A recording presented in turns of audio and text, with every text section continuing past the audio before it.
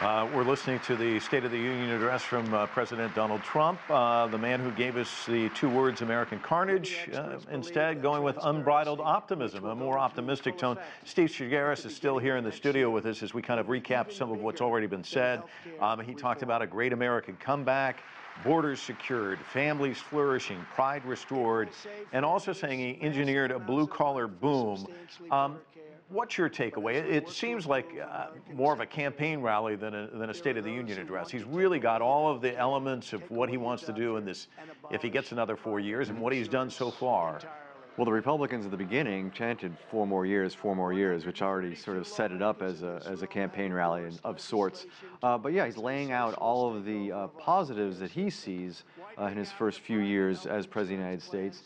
Of course, a lot of these things are more complicated than Donald Trump taking full credit for all of this stuff, but he's got polls on his side. There was a Gallup poll out today that showed him with the highest approval rating of his presidency at 49%.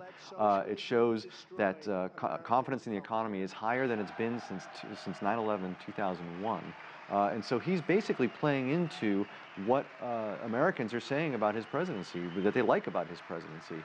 The question is, moving forward, is this going to continue to resonate with Americans through November? And are Democrats, once they settle on a presidential nominee to run against him this summer, will that person be able to make an argument, no, he's not good enough, we have better solutions, you should give us a chance? That's the big question. And it's interesting, as you were just saying, one of the things that I think about with this election is it's really kind of framed around the two E's, the economy, which he's really pushing tonight.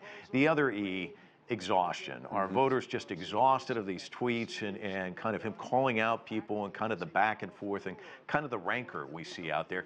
Do you see it kind of falling into that as well? Like when the voters go in to pick who they want, are they just going to be like, can I put up with another 4 years of this, or is the economy so great I just am going to go with him? Well, we'll see. Like, you know, I mentioned this poll, and it's showing that all of that rancor is sort of taking second stage to the economy and how people feel about his performance as president, which, you know, I don't think a lot of people 3 years ago would have predicted the president being in a situation going into his final year in his first term where people are saying such positive things about his performance. I think people automatically, he would assume he would just fall on his face because he's inexperienced or because of the things that he said or because of the way he promised to go about doing things. Yet Americans are looking at the economy and, again, overwhelmingly positive about the economy. Whether that's going to be the only thing that they vote on in November, that's a big question.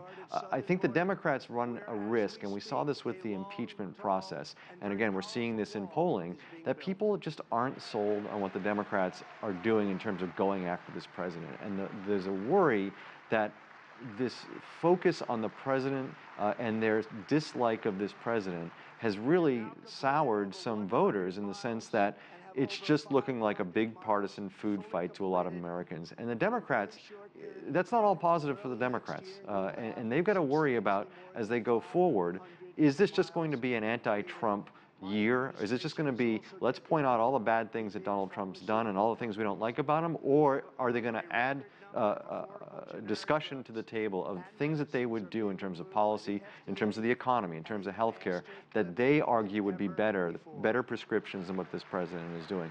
That's the big question for Democrats. Let's dip back in and listen to a little bit more before we close things out. The President of the United States, again, getting a rousing response from Republicans. You see Nancy Pelosi sitting, but Michael Pence standing there and applauding. 51 years, the cost of prescription drugs actually went down.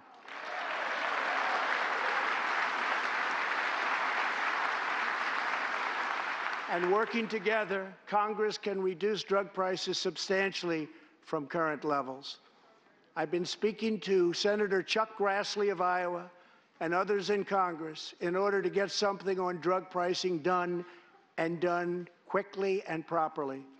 I'm calling for bipartisan legislation that achieves the goal of dramatically lowering prescription drug prices. Get a bill on my desk and I will sign it into law immediately.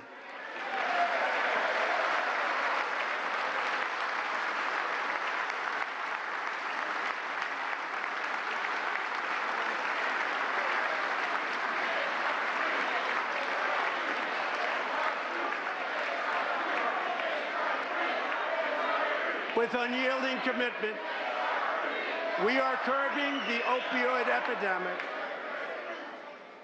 Drug overdose deaths declined for the first time in nearly 30 years. Among the states hardest hit, Ohio is down 22%, Pennsylvania is down 18%, Wisconsin is down 10%, and we will not quit until we have beaten the opioid epidemic once and for all.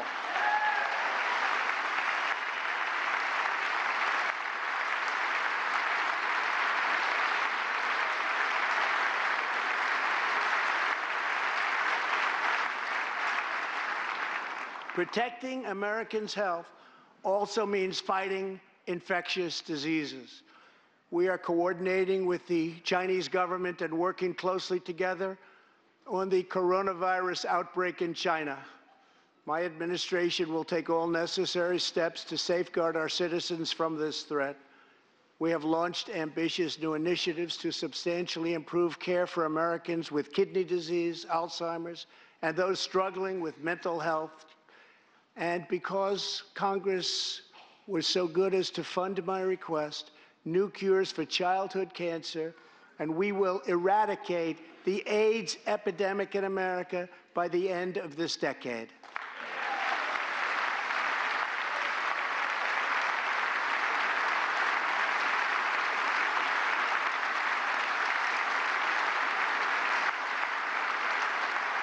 Almost every American family knows the pain when a loved one is diagnosed with a serious illness. Here tonight is a special man, beloved by millions of Americans, who just received a stage 4 advanced cancer diagnosis. This is not good news, but what is good news is that he is the greatest fighter and winner that you will ever meet. Rush Limbaugh, thank you for your decades of tireless devotion to our country.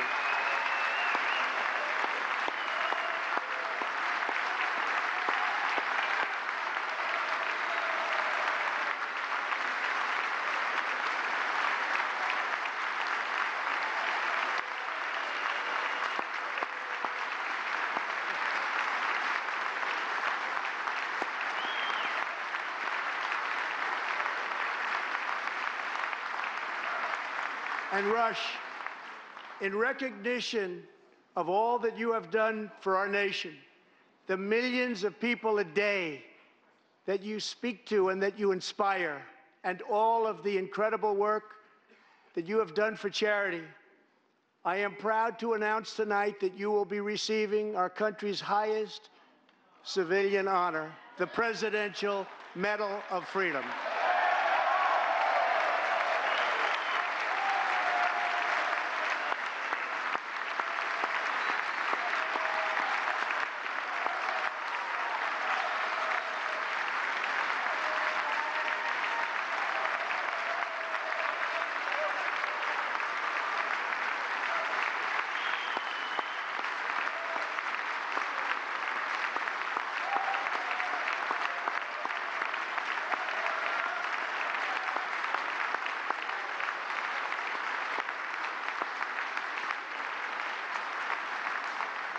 I will now ask the First Lady of the United States to present you with the honor, please.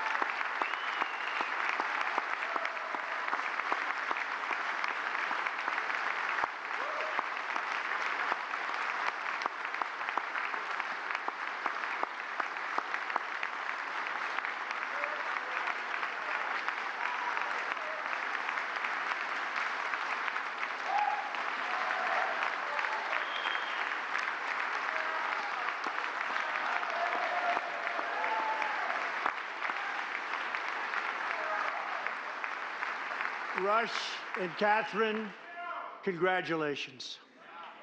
Thank you, Catherine. As we pray for all who are sick, we know that America is constantly achieving new medical breakthroughs.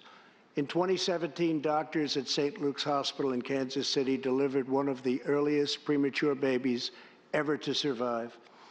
Born at just 21 weeks and 6 days and weighing less than a pound, Ellie Schneider was a born fighter. Through the skill of her doctors and the prayers of her parents, little Ellie kept on winning the battle of life. Today, Ellie is a strong, healthy 2-year-old girl sitting with her amazing mother, Robin. In the gallery, Ellie and Robin, we are glad to have you with us tonight.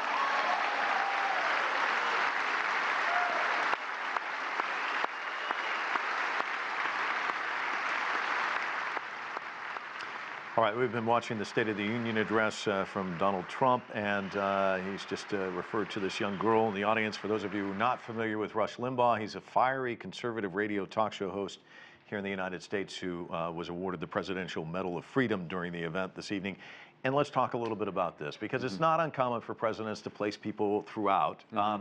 But I heard one news anchor recently say that Donald Trump's, a lot of people say he's a reality TV star, but he said he's more than that. He's a producer. And this was very well choreographed and produced. Talk to us about the placement of the different people and how he cited their stories and how this advances his political aims this evening. Well, it's interesting. The Rush Limbaugh thing in and of itself, that was the news came out that Rush Limbaugh has stage 4 lung cancer. Rush Limbaugh has been an unabashed supporter of this president ever since he was a candidate.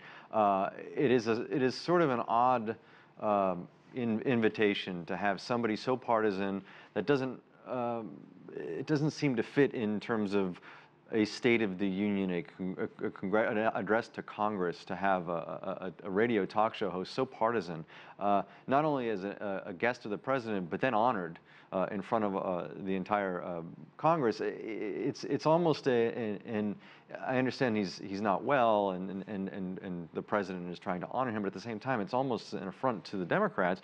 It's not a move to unify Congress at this point. This is a celebrating conservative talk show host. It's just interesting. It's an interesting, but it also plays into the entertainment value that Trump sort of puts on a lot of these speeches, rallies, whatever he does in front of a television camera. There's a little bit of playing to the audience as well, and he's playing to his base by having a guy like Rush Limbaugh receive the Presidential Medal of Freedom at his State of the Union. Some of the other people that he invited, I thought was very interesting. The one that really stuck out to me was the young girl who received the Opportunity Scholarship from the president. This is, again, it almost felt like a reality TV moment where Donald Trump was the host of a reality TV game show and giving away a prize to this girl to go to the school of her choice. But it plays into the larger discussion of school choice, which is something the president has been pushing his entire first term. And also, it really gives him an opportunity to criticize Democrats and their backing of what he called government education, something I think you're going to hear him talk a lot more about on the campaign. We're talking a lot about the domestic side of things, but let's talk a little bit about international, because he did talk about China. Let's run a little soundbite from him, and then I want to get your reaction on the other side. I also promised our citizens that I would impose tariffs to confront China's massive theft of America's jobs. Our strategy has worked. Days ago, we signed the groundbreaking new agreement with China that will defend our workers, protect our intellectual property, bring billions and billions of dollars into our treasury, and open vast new markets for products made and grown right here in the USA. Steve, you watch politics, you've watched it for some time, and I want to get your thoughts on this, because it seems like candidates run for president, they say, I'm going to do this and I'm going to do that, and you kind of look at them and you say, well, they're never going to get this through, or they're never going to do that, but you want them to be an honest guy once they get to the White House, and that's what you hope for. Trump's kind of turned that upside down. He says, I'm going to have a Muslim ban. People say he's never going to do that. I'm going to build a wall. People say he's never going to do that. I'm going to take on China, have this prolonged trade war, and yet he's done that, and yet when you look in the newspapers, 15,000 false or misleading claims. He's kind of turned it upside down. Talk to me about that dynamic. Well, he makes these promises broadly and then goes after them broadly and goes after them in a way that I think ruffles a lot of feathers about people who've worked in Washington or diplomats or people who have done this another way for decades. And he's come in and shaken things up, and people are looking at this and saying, okay, for instance, let's take the China trade deal. People are saying, how is this tough talk, how is treating China this way going to work? It's never worked this way. We have to sit down and we have to negotiate. And Trump has basically said, no, throw that all out. It hasn't worked. I'm going to try something new. In fact, he said, in terms of President Xi, he said, I told them, you know, they've gotten away with so much. It's about time someone said that's enough. And, you know, it's a much simplified way, a very simplified way of describing how he handled this whole China negotiation. But to the average American who's watching this, the 50 million people who are tuning in tonight, that resonates. And whether it's going to work for him or not remains to be seen. But he's been telling people, I'm going to go to Washington, shake things up, do things differently, and make some changes. And to show people, look, we've got a deal with China. Now, we don't know what that's going to mean in 3 or 4 or 5 years, but he can say, I've got a deal with China, and I promised you I'd do that, and I did it. And the fact checker is going to have a field day with a lot of what he said, because he also said we have perhaps the best relationship we've ever had with China, including with President Xi, which I think there are a lot of people who would dismiss that. Steve, thanks so much for your analysis. My pleasure. It's great having you here on the set with us.